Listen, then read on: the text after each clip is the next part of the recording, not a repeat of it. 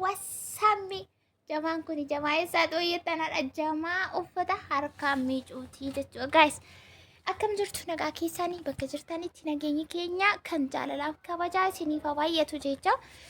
Yaa samoona kana inuma babbadaan jira. Biizii mata irraa kan ga'e har'a moo deebinee dhufnee jira. Akkuma argitanii uffanni har'a wakakkee walal jalam jedhee tura bakkee keessatti. Ibsaan hin jiru uffata moo miicuun dirqama xiqqoo ibsaan badeetu jira. Maaliif isumaan harkaan mii'ee jedheetiin itoo maashiniin hin jiru ta'ee harkaan miicuu waan nama jiru mitiire akkasitti jirra jechuudha. Uffata miicuu fi sana duratti gaaffinan isinii deebisuu barbaadu tokko baay'een keessan deddeebiitiin kan nagaafachaatii turtanii jechuudha. Hanumatti isinitti himee isin immoo nagaafachaa turtanii na dhukkubee ture isiniin jennaan fayyitee maarrageessee akkam taate naan jechaa turtanii fayyara galata waaqayyo. Maaliif asitti mana yaalaa deemee yaala argadhe akkasumallee qoricha naa kennaanii dhukkubnis immoo waanuma akka congaarraati. Nyaatu mana cufaa yoo nyaadhes rakkoo yoo dhabes rakkoo baay'ee tokko na cinqaa ture bakka mana madaamii keessatti yeroo dheeraaf nara ture waggaa dheeraa fi garuu immoo mana yaalaa hin deemne achitti yeroo mana yaalaa deemnu birrii keenyaan jechuudha kan nuti deemnee maallaqa keenyas baasnes immoo seera qabeessaan namni dhimma keenya godhatee lafa rakkoo keenyaatti marmaraa gaa yaala gaa namni nuuf kennu hin jiru jechuudha. Kan ofirratti waan hin beekuufin akkasiisiniin jedha. Bakka panadoolii mana yaalaattis panadoolii manattis panadoolii shirbimaayii kanaan achitti namumti dhukkuba kana qabda sanan qabdudha sirriitti yaala gaarii nuuf kennu hin jiru. Akkuma isin beektan isayyuu carraachi deemuu argannedhaani.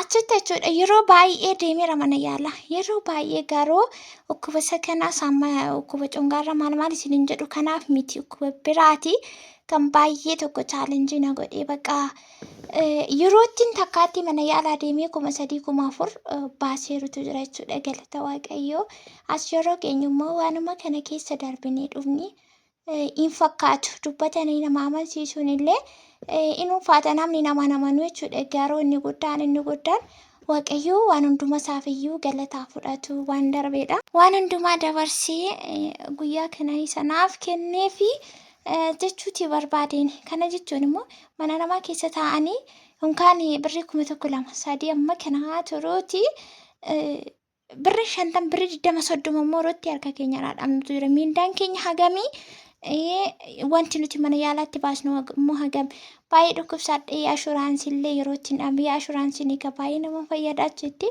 parsentii 70% kan inni fayyadu ashuraansiin 30 kan kaffalamu. Ani immoo ashuraansiillee yeroo itti naaf hojjechuu dhiisanii maallaqa fi kootii kaashii harka koorraatii qabu mana yaalaatti fixaa ture baay'ee isaatu jira jechuudha. Garuu har'a waaqayyo nama biraa godhee nama lubbuunis darbee jiraatee har'a jiruu isaa jiraatu na taasisee wareesinitti dheeressu. Innaa wanti hin darbamne hin jiru. Isa waan amma na dhukkubee asitti mana yaalaa deemee kanammoo bakka achitti kana yoo shakkini ganama ronqoo takka garaa na bokoksaa dugda keessa na dhukkubaa bakka isa uumama isaatiin jechuudha. Midhaan yeroo nyaadhus garaan na bokokaa yeroon dhabus garaan na bokokaa bakka baay'ee tokko cinqatii qormaata ture jechuudha. Kun nyaatumatu naa ta'uu dida bakka yoommaan nyaadhinaa wayyatuman jedhu bakka amma kana ture. Galata waaqayyoo biyyatti horoon galuu na dhiisee dheen ture sittis immoo sanuma ta'ennaan mana yaalaa deemee akkuma isiniin jedhe egaa yaala argadhee hukumni isaas immoo dhukkuba congaarraa garaa keessaa waan akkasiiti waan ta'eef yaalamtan fayyada naan jedhaanii wanti sana gammaatti naa kennanis immoo milikkita yookaan na fooyyesseetu jirachuudha. Yeroo hundumaa yookaan zooti guyyuma guyyaa nuti hin taane darbeeti kan inni ka'u achi natti kaanan garuu bakka baay'ee tokko na cinqanna. Amma garuu inni sun darbeera isinis immoo agadaan isaanii yoo fayyaa ta'an jiraatoo fayyaa ta'an wanti hundumtuyyuu darbus waan ta'eef of eeggannoo godhaa isiniin jechuu barbaadeenii qimamoota jidduutti immoo suuqidha waan ta'eef namni inni waamaa asteerillee jirti akkasuma immoo shawara kanaa namni du'e kan dhaga'u taa'u jira jedhanii jittis immoo yeroo deemnu si waamnaan jedhanii warri oolla achittillee sallee gatee waan hin deemu uffata kana jalqabe jechuudha. Amma suuqii nagaadeen dhufe jidduutti immoo dhiisee gara boo'icha sanaa deemuufani. Inni akkasii kana fakkaata jiruuf jireenyi warri nagaa fattanii akkamuma taatee fayyitee moo maalirra geesse jettanii akkasumallee akkaataa amantaa keessaniin illee fayyettanii baay'ee keessan argeen ture jechuudha. Deebii isiniin deebisne malee waldaalaallee deemii kannaan jettan jirtu eebbifama waaqessinaa eebbisu fayyaa isiniin dhowwatiin ani immoo fayyeetiin jira. Nama sin gaafatu hin dhabiina isiniin jechuu maafi. Kun ogaas kanatti har'a uffata miicuudha. Isheen kun immoo isheen na duubaa immoo warra nu biraati jechuudha. Tokko dhuftee galteerti ammasii. Isheen kun abbaan manaa qabdi. Dandeessee harkaan miicaaree siin gargaaraa naan jechaa jirti. Ani immoo lakkii waanuma xixiqqoo wayii harkaan miiceeni. Kanaaf immoo maashinitti naquuf malee hunda miicuuf miti kan jedhu. Haasaan keenya isa kanaa sumaraanis immoo hojii waan tokko hojjechuun baay'ee tokko nama jajjabeessa bakka kan argan dhufee uffatallee miiceen beeku akkuma dhufee maashiniin kun hin qaxxamamee bakka isaatti isa booddee sanumattidha kan miicu wayyaa sulgisee miicu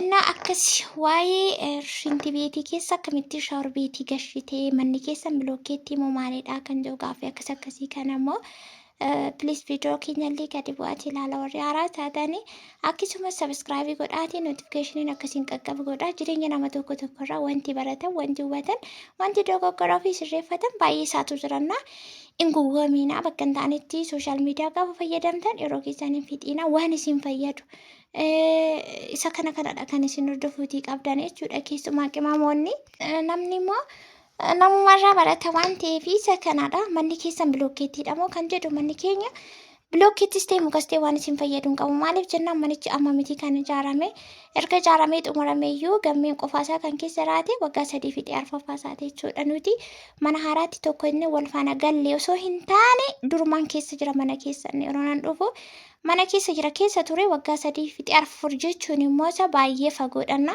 Yoo bilookeettis ta'e mukas ta'e hammam fixe kan jedhu waggaa 3-4 duraa ምንም አይጠቅማችሁ ኦማ ሲኒ ፈየዱ እቹ ሲኒ ገሌራ ሚቲ ሲኒቲ ሜትሮ ያገተ ኤሮ ዳርቤ ቪዲዮ ረቲ ገዲ ባቲ ላላ yeroo sanatto meeqa fixee meeqaan ijaartanii baasiinsa waciin gabiyyoo jettan kun gowwummaadha maaliif tureera waan ta'eef unkaan isa waggaa meeqan duraa miti namti kaleessaa farraayyuu garaagarummaa baay'eetu jira waan ta'eef inni kuni kana itti aansee shaawar keessa akkamittiin bishaan galchitee akkamittiin ijaaramee isa jedhu isa kanallee isinii deebisuu hin danda'amu maaliif kuni iyyeenya ijaaramee jechuudha manni inni kireeffamee duubaan jiru jedhee isinirra viidiyoo isinii hojjedhe sun iyyeenyadha kan inni ijaarame. Innaa shinti beetii akkamittiin akka ijaarame maaltu akka barbaachisu inni sun mukamoo bilookeettiidha moo meeshaalee barbaachisan hunda isiniifan hojjedha.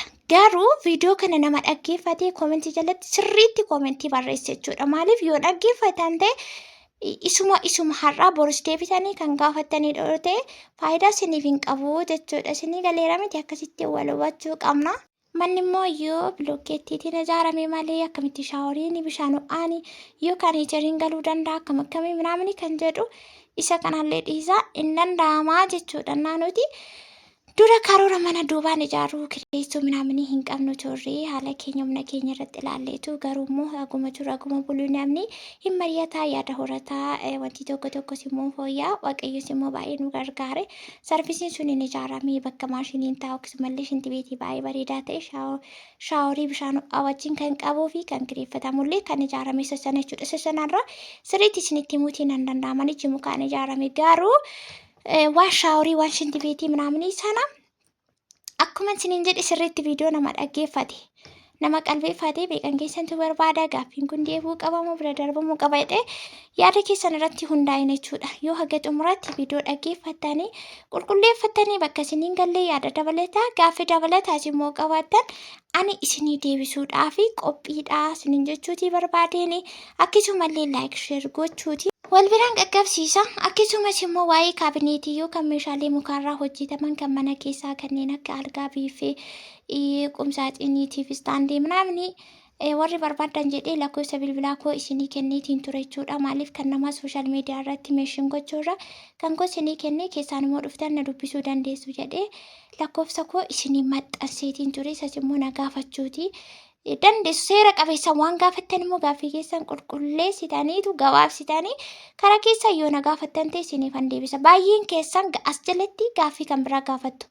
Yeroo inni lakkoofsa isinii kennu immoo keessaan immoo dhuftanii amma immoo kan biraati jechuudha kan isin gaafattan. Kanaaf tartiiba yookaan isteeppii gaaffii keessan illee eeggachuudhaan gabaabsitanii ergaa gabaabaa yoo ergitan isiniif deebisuuti nan danda'a jechuudha. Innaa akkasiin isiniin jedha. Egaa viidiyoo jidduutti dhaabee deemee bakka boo'ichaa sana ga'ee daqiiqaa 5 hin turre bakki boo'ichaati waan ta'eef reeffi asii hin baanee bakka biraattidha. Achi galanii qeesaan irra taa'an jennaan namni nawaamee ollaati. Achi ga'eetiin deebi'ee egaa hawaasa ofii wajjin jiraachuun dirqama yeroo gaddaa yeroo gammachuu manaamanii walitti deemuun jira miti waan akkasiitu jira. Bakka hin deddeemamu bakka akkasii nama wajjin deemuudhaaf bakka baay'ee tokko na rakkisaa irra dhugaa dubbachuuf yeroo namni ta'e yeroo namni dhukkubfate yeroo gaddaa yeroo maalii deddeemuudhaaf bakka dubartoonni baay'ee intinaadha.